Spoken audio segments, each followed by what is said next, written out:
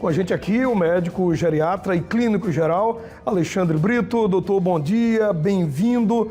Vamos lá, aparelho digestivo é composto por vários órgãos, dentre eles... Começa pela boca, né? Bom dia, é um prazer novamente estar aqui e falar de um tema importante que suscita um cuidado que começa, na verdade, um pouco antes até do envelhecimento. Se você tem um hábito de mastigar bem, de se alimentar com calma, sem pressa, você já facilita muito o processo digestório. Isso para o idoso é importante, porque já começa no esôfago o processo de envelhecimento do aparelho digestivo. É o presbisôfago. Então, tem esôfago, estômago, intestino, estômago, tudo isso faz parte. Então, o que é que mais preocupa no idoso e qual tem sido a maior reclamação quando as pessoas chegam lá, doutor, no seu consultório?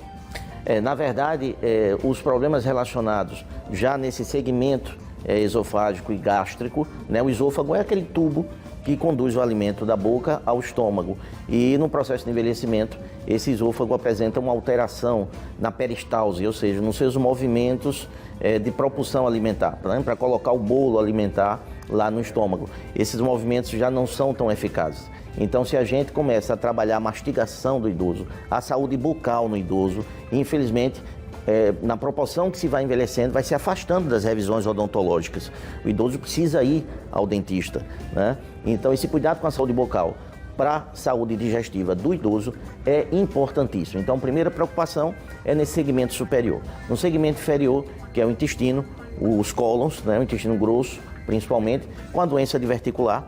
O divertículo são saculações, né?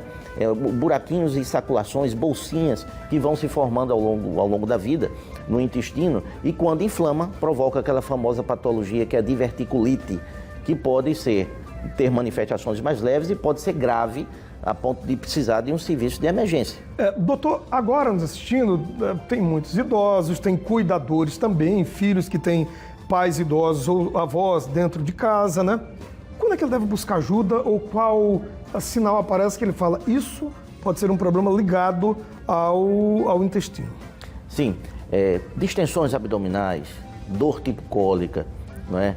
Sensação de má digestão, aquela plenitude, certo? Isso são sinais de alerta, de certa forma. Prisão de ventre também? Alteração intestinal, tanto para prisão como para diarreia, tá? Essas alternâncias com perda de peso, a anemia. Então são sinais sim que a gente tem que dar uma atenção melhor ao aparelho digestivo.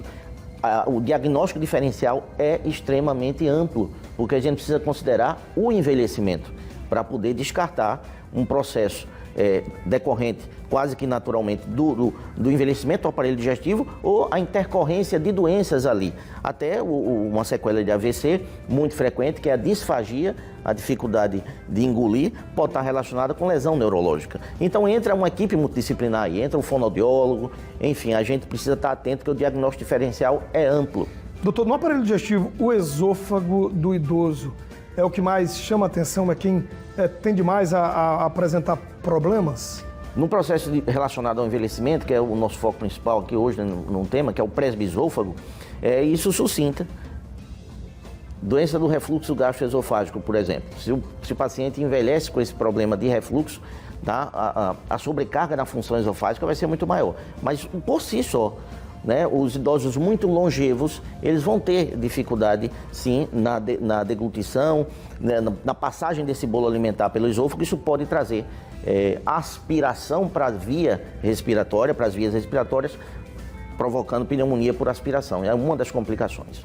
Então, sempre buscar ajuda médica, nada de ir lá correr no Dr. Google, minha mãe está com isso, meu avô está com isso, eu vou buscar tal remédio que pode ser assim, se agravar a situação. Né? Exatamente, não banalizar, não, está com uma cólicazinha, né, eu acho que é isso, não, é porque comeu alguma coisa que está fazendo mal, só é suspender, não, vamos observar.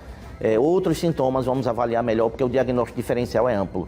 Doutor, muito obrigado, bom dia e até a semana que vem, tá? Se Deus quiser, muito obrigado. Um abraço, até mais.